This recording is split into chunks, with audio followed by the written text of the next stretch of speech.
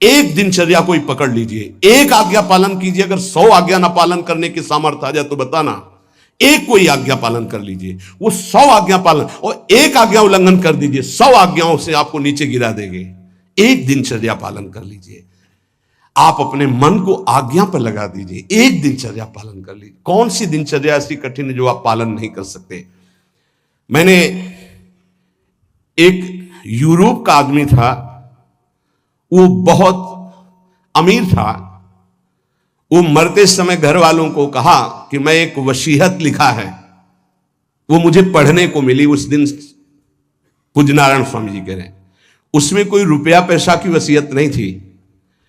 उसने एक बहुत मोटे अक्षरों में शब्द पूरा खाली, पूरी डायरी खाली, केवल एक शब्द, और कहा मैं ये वसीयत आप लोगों को लिखकर, time is money in the world. सही शब्द है कि गलत है? वर्ड होगा, हाँ, क्योंकि ज्यादा पढ़े लिखे। Time is money in the world. दुनिया में सबसे बड़ी संपत्ति समय है। दुनिया में सबसे बड़ी संपत्ति समय है। जब से मैंने ये पढ़ा तो इस दास ने समय की सदैव कद्र की है, हर समय को सार्थक किया है। या निरर्थक करने में समय की सार्थकता समझ रहे हैं। निरर्थक सोना, निरर्थक बातें करना, बिना भजन के जो सेकंड गया व्यर्थ गया। बहुत सुंदर बात है। जिसने समय की कीमत पहचान ली वो सबसे बड़ा संपत्तिवान। Time is money in the world. संसार में समय ही सबसे बड़ी संपत्ति है। समय की सदुपयोग वृत्ति, राधा राधा राधा राधा, इसको पाबंदी में बांधिए, तुम्हारा लोक परलोक दोनों सुधर जाएगा। समय को एक, इस समय ये, इस समय ये, इस समय ये, इस समय। परसों जब इसी का सत्संग हुआ था तो ये हुआ था कि यदि आपने किसी को 5 बजे का समय दिया तो 5 मिनट पहले पहुंच जाइए। यह साधक का लक्षण होता है। अगर 3:30 बजे से वाणी पाठ होता है तो आपको यहां 3 सवा 3 बजे ही उपस्थित हो जाना चाहिए। आप सर्वांतर्यामी भगवान के द्वारा दिया हुआ दिव्य मानव देह और दिव्य सत्संग, और इसको दिव्य बनाने का अवसर खो मत। नहीं, ये सोने के लिए नहीं, ये व्यर्थ के लिए नहीं, ये मुंह दिखी करने के लिए नहीं है, ये अंता से पालन करने के लिए है। जब से मैंने ये शब्द पढ़ा था, time is money in the world, तो अपने जीवन में कभी 1 मिनट भी व्यर्थ नहीं खोने दिया। 1 मिनट भी। देखो, यही लगन नींद पर विजय प्राप्त करवाती है। यही लगन कि मुझे समय बर्बाद नहीं करना, जितना अधिक से अधिक भजन। पता नहीं आज शाम हो कि ना हो, हम क्यों अपने इस दिव्य समय को नष्ट करें? पर लोग समय कटता नहीं है इसलिए टेलीविजन और कई कई प्रकार की बहिर्मुख वृत्तियों को स्वीकार करते हैं कि समय काटना है। बोले समय नहीं कटता। और सही पूछो तो भगवान से मनाया जाता है कि नींद ना आवे, कभी रात्रि ना हो, इसके लिए कि मैं रात्रि हो गई तो 10 घंटे 8 घंटे सो रहा हूं। नहीं, रात दिन भजन, जाना है यहां से। पता नहीं आप लोगों के दिमाग में है कि नहीं है। हर समय बात है कि जाना है। कोई भी मिनट आखिरी हो सकता है, बिल्कुल चलो, जाना है। फिर किस बात के लिए उदास हो जाना, निराश हो जाना? क्योंकि यह पक्का पता मुझे जाना है। कहां जाना है? लाडली जी के पास जाना है, जिनके लिए तरस रहे हैं उनके पास जाना है। तो उसमें कोई भय है क्या कि जाना? जिनके लिए हम तरस रहे, तड़प रहे, उनके पास जाना है। जहां अनंत जन्मों से बिछड़े वहां जाना है। कोई आश्चर्य की बात है, कोई दुख की बात है, कोई घटना की बात है, और जाने का ही बुलावा है। एक माई है, भयंकर कैंसर से पीड़ित है, मुस्कुराहट के सिवा कभी हमने उसके मुख में उदासी नहीं देखी। जब प्रणाम करके बाद, बहुत कृपा है लाडली जी की, बहुत कृपा है गुरु जी की। यह जीवन है।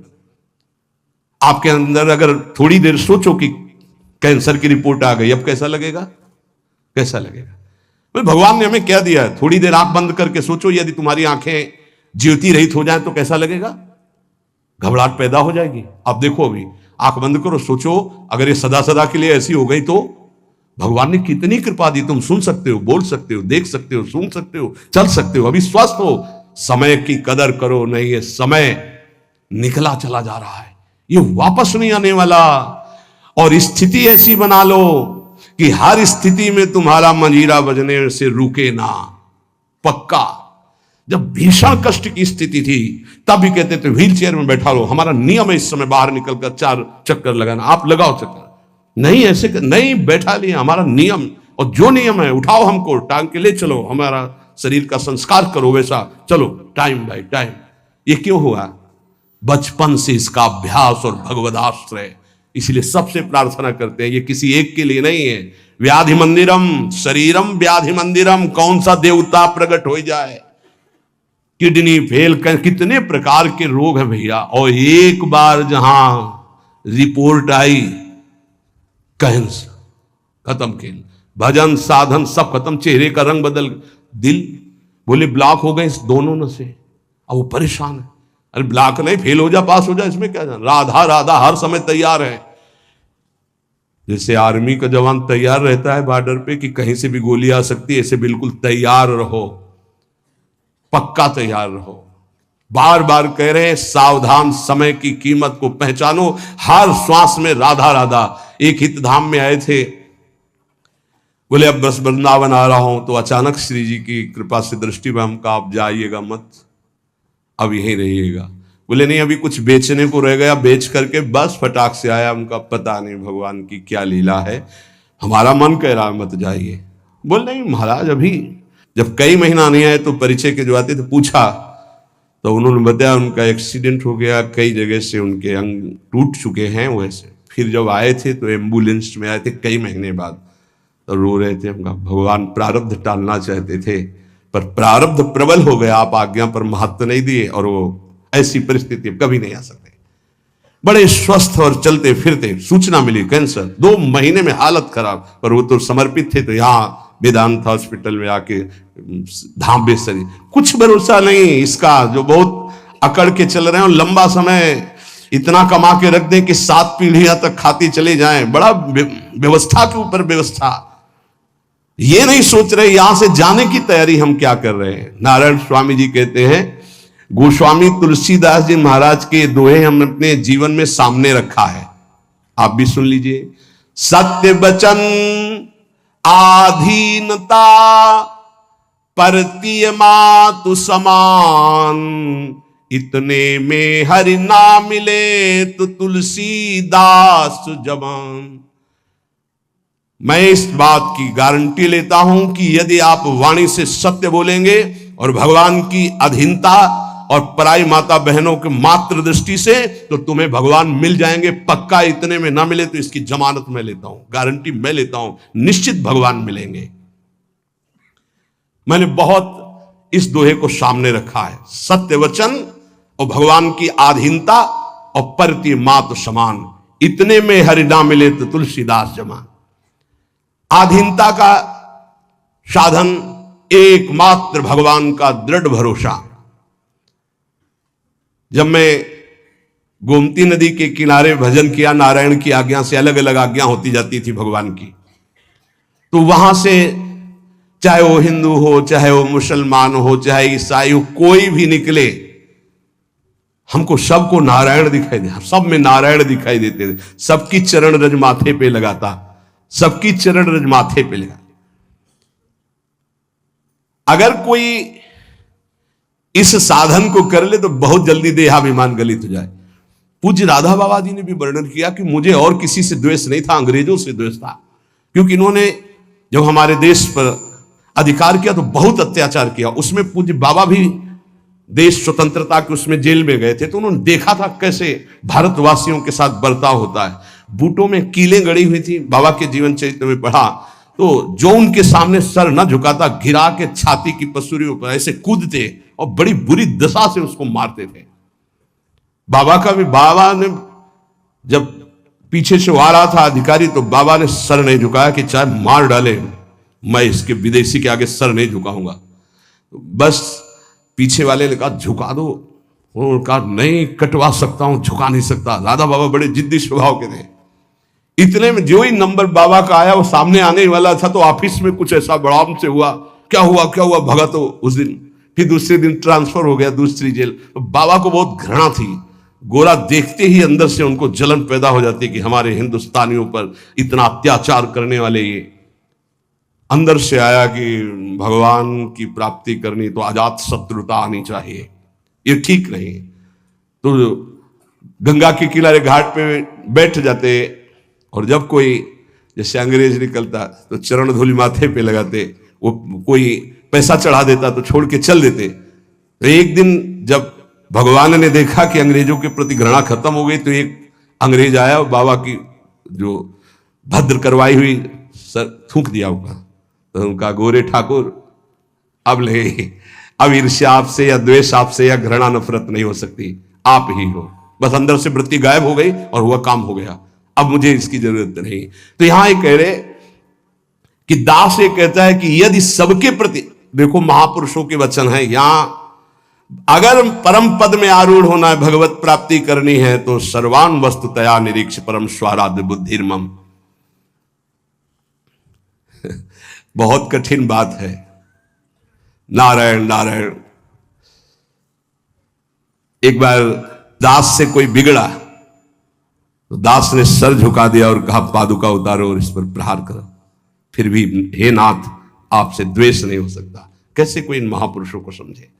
पैर का जूता निकालो और सिर को खूब पीटो, ये सिर भी आपका है, नाथ आप ही हो। ये स्थिति है, ये स्थिति है, नाथ आप ही हो। आज तक परिस्त्री को आंख उठाकर कभी काम भाव से नहीं देखा। क्या महापुरुषों ने करुणा करी कि अपनी स्थिति बताई।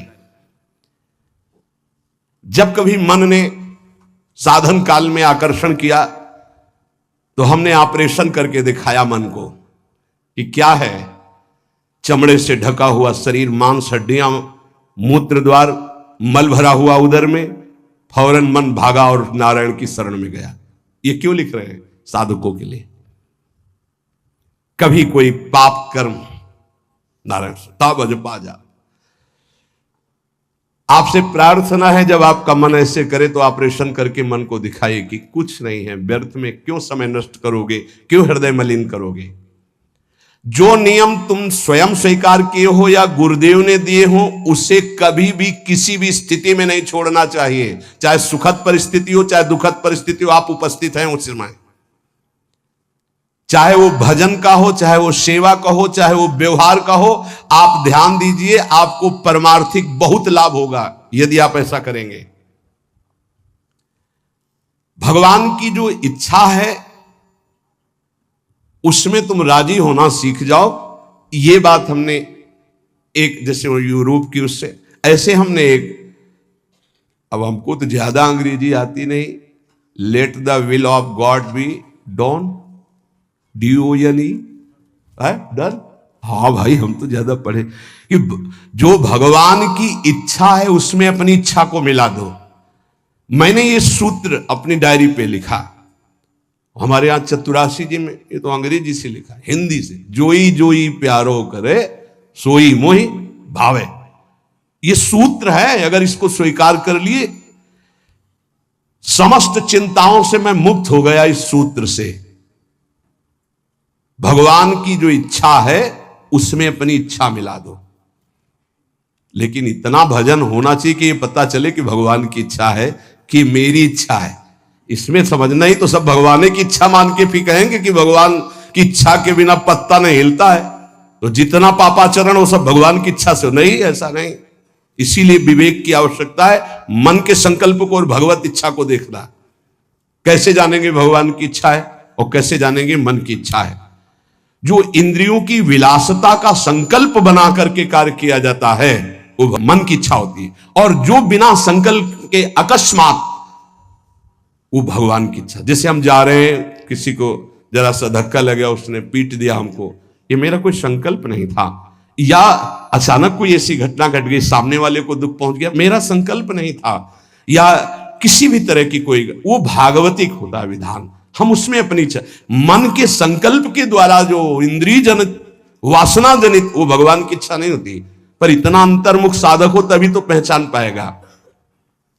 सारी चिंताओं से मैं मुक्त हो गया जिस दिन ये सूत्र पढ़ा। अर्थ उसका है कि भगवान की जो इच्छा है उसमें अपनी इच्छा को मिला दिया। जोई जोई प्यारो करे सोई मुहि भावे। इस दास ने देखा कि जब अपनी इच्छा भगवान की इच्छा में मिला दिया तो चराचर जगत से हमें कृपा प्राप्त होने लगी। जहां पर कृपा राम की हुई ता पर कृपा करे सब कोई। अपनी इच्छा ही भगवत कृपा में बाधक है। अगर अपनी इच्छा भगवत कृपा में मिला दे तो चराचर जगत से भगवान कृपा करने लगेंगे। योग वासिष्ठ में इस दास ने एक सूत्र पढ़ा, पुरुषार्थ ही परम दैव है। दैव, दैवी शक्ति। प्रारब्ध को लेकर बैठ जाना, अब जो लिखा होगा वही हो जाएगा, हमको कर नहीं। जब दास ने योग वासिष्ठ में यह सूत्र पढ़ा कि पुरुषार्थ ही परम दैव शक्ति है, तो इस दास ने इसका अनुभव करने के लिए प्रयासशील, पुरुषार्थ ही सब कुछ है। रात दिन एक करके भजन करो, देखो सब पर विजय प्राप्त हो जाएगी। कभी कभी प्रारब्ध बाधा पहुंचाने की चेष्टा करता है, पर प्रबल पुरुषार्थ प्रारब्ध को रौन देता है। प्रबल पुरुषार्थ, पुरुषार्थ जो साधन भजन मिला है इसमें प्रयत्नशील। यहां कह रहे हैं कि भगवान की कृपा प्राप्त करने के लिए पुरुषार्थ, प्रबल पुरुषार्थ, प्रबल पुरुषार्थ ही भगवान के सिद्धांत की अनुभूति कराता है। प्रबल पुरुषार्थ ही प्रारब्ध के सिद्धांत की धज्जियां उड़ा देता विधान की। पुरुषार्थ में बड़ा बल है, बड़ा बल है। पर पुरुषार्थ भगवान के नाम जप से माना जाएगा, और ये लौकिक पुरुषार्थ प्रारब्ध को नहीं मिटा सकता। भगवान का नाम जप, जब हमारा पुरुषार्थ प्रबल होता है भगवत कृपा से, तब अद्वैत भाव की सिद्धि अत्यंत अनिवार्य हो जाती है। हर मार्ग के उपासक को अद्वैत भाव एकमात्र जो सर्वत्र है वो यहां भी है, गुरुदेव भगवान को एक बार। इसके बाद द्वैत प्रेम का आता है। पहले द्वैत से अद्वैत और अद्वैत से द्वैत। अपने इष्ट देव को सर्वत्र देखने की चेष्टा करे, किसी भी अन्य अपने इष्ट देव के नाम रूप की निंदा अवहेलना ना कर दे, नहीं तो अपने इष्ट देव की भक्ति में फर्क पड़ जाएगा। जैसे परिक्रमा लगा रहे हैं, रास्ते में हनुमान जी का मंदिर है, आरती हो रही है, अरे क्या हनुमान जी, हम तो नहीं, महाभागवत है। आधा मिनट रुके, हाथ जोड़े खड़े हैं, आरती के दर्शन कर रहे हैं, राधा वल्लभ लाल आप इस रूप में हो, जय हो श्री राधा वल्लभ लाल की जय। आगे बढ़ दिए, देखा किसी भगवान की झांकी जा रही है, पंचांग प्रणाम किया, राधा वल्लभ लाल की जय। ये वैष्णव धर्म है, ये उपासना का मार्ग है। ये नहीं कि अवहेलना करना, ऐसा नहीं है। हाँ, हम दर्शन करने नहीं गए, सामने से गुजर रहे थे, किसी को भी। ये अपने स्वामी नारायण की कृपा से जाना, इस मर्यादा को सदैव उपासक सुरक्षित रखे। कोई भी भगवान की सवारी जा रहे, कोई भी भक्त जा रहे, सबकी चरण धूल में नमस्कार। एक और साधन अजपा जाप के लिए आवश्यक है, अगर आप कर सके तो अमावस्या और पूर्णिमा के दिन उपवास करना सीख ले। अमावस्या नारायण स्वामी जी का अपना अनुभव, हम ये व्रत रूप में नहीं कह रहे, ये हम भजन बढ़ाने के लिए कह रहे हैं। ये दत्तात्रेय महाराज जी के ग्रंथ में मैंने पाया था, उसी दिन से हमने शुरू कर दिया नारायण स्वामी।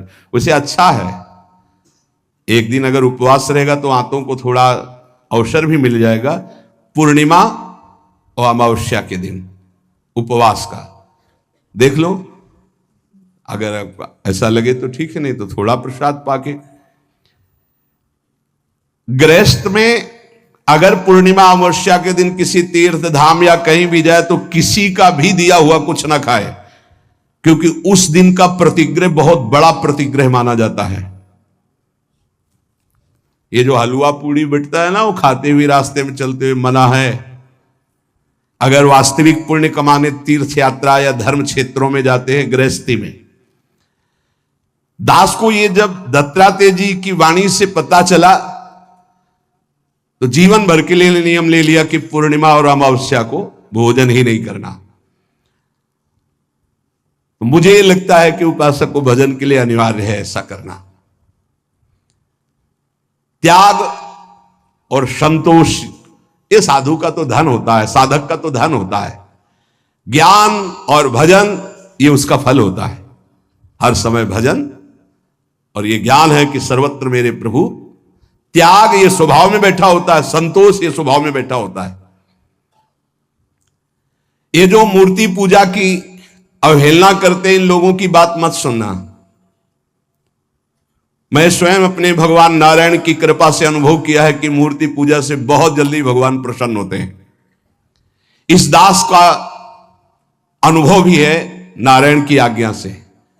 सेवा करते समय मन बहुत जल्दी इष्ट में आसक्त हो जाता है। अन्य समय भागेगा लेकिन सेवा में आसक्त हो जाएगा, क्योंकि मन की एकाग्रता सेव्य घसीट लेते हैं। इसको खिलवाड़ न समझे जो प्रभु की सेवा हो रही। दास को जब नारायण ने यह आदेश किया तो इसमें बहुत सुख मिला। भक्ति ईश्वर प्राप्ति में समर्थ है, पर यह ज्ञान अत्यंत आवश्यक होना चाहिए। जब सर्वत्र भगवान है तो मूर्ति में भगवान क्यों नहीं? ये जो लोग खंडन मंडन करते हैं यह अधूरा ज्ञान है। मेरे ख्याल से अधूरे ज्ञान से परमार्थ में काम नहीं चलता है। जैसे एक टांग से चलना बड़ा कठिन होता है, ऐसे ही कि वो निराकार है इतना ही मान लेने से नहीं होगा। जैसे दो टांगों से आराम से चला जाता है तो वो निराकार भी है, वो साकार भी है। वो साकार भी है और निराकार है, दोनों की उपासना हम करते हैं। जैसे साकार रूप में ये कर रहे हैं, निराकार रूप में सब अंतर्यामी रूप में भगवान सबके हृदय में विराजमान है। काम क्रोध लोभ मोह के दमन का साधन जो गृहस्थी में समझते हैं कि बड़ा कठिन है, ऐसा ना समझें। गृहस्थी में इन साधनों का तुम नियम लीजिए, भगवान तुम्हें सामर्थ्य देंगे कि तुम संयमी बन जाओगे, तुम सहनशील बन जाओगे, काम क्रोध लोभ मोह पर विजय प्राप्त कर लोगे। पर जो विरक्त जन है उनको तो कोई भी गुंजाइश इस विषय में नहीं है। इसलिए जिससे यहां का कड़ा शासन है कि आप परिवार से संभाषण नहीं कर सकते बिना आज्ञा के। वो भी आज्ञा होगी तो आप कुछ क्षण बैठिए यहां राधा के कुंज में बैठकर ही बात, उसका मतलब कोई वैर नहीं है, आपके राग के नाश की बात है। आपका राग नष्ट हो जाए, खत्म खेल। गुरु की कृपा से ही सब साधन की जानकारी होती, सब साधन चलने का उत्साह होता और सब साधन की पूर्णता भी होती है। सदा अंतर में गुरुदेव भगवान बैठ करके साधन की प्रेरणा करते हैं, कराते हैं और सफलता प्राप्त कराते हैं। इसीलिए कहा कि व्यक्ति कभी गुरु नहीं हो सकता और गुरु कभी व्यक्ति नहीं हो सकता। वैसे मेरा हृदय तो बहुत कठोर है, नारायण स्वामी जी कहते हैं, पर पता नहीं कैसे रिझाए माखन चोर की आकर के मेरे हृदय को माखन बना दिया। भगवत कृपा से, गुरुदेव नारायण की कृपा से दयालु श्री कृष्ण के चरणारविंद में चित्तवृत्ति अर्पित हो चुकी है। यह आखिरी उतार। अब तो दास जैसे जी रहा है वो आखिरी दोहा तुम्हें बता रहा हूं। 3 टूक कौपीन के अरुभाजी बिन नौन, रघुवर जाके उर्व से इंद्र बापुरो कौन। ये मेरा जीवन है नारायण स्वामी जी। एक रस्सी, एक टाट की लगोटी और बिना नमक की सब्जी। मेरे हृदय की स्थिति है, ना मुझे मोक्ष चाहिए, ना 14 लोकों का राज्य चाहिए, ना मुझे ज्ञान चाहिए, ना भक्ति चाहिए, बस केवल केवल सुमिरन। बस याद में उनकी डूबा रहता हूं, बस कुछ नहीं चाहिए। देखो मेरे हृदय में जो था मैंने बता दिया, तुम देखो अपने हृदय में क्या लाना चाहते हो। नारायण नारायण नारायण। नारायण स्वामी के जीवन की ये अमूल्य शब्द आप सुने। महापुरुषों के अनुभव खोज खोज कर इसलिए सुनाए जा रहे हैं कि कोई भी महापुरुष पर श्रद्धा हो जाए, किसी भी महापुरुष के वचन आप स्वीकार कर लें, आपका जीवन कृतार्थ हो जाए, आपका भजन चलने लगे, आप विषयों से निवृत्त हो जाएं, आप दुखों से बचकर भगवत प्राप्ति कर लें। शेष चर्चा आगे। श्री राधा वल्लभ लाल की।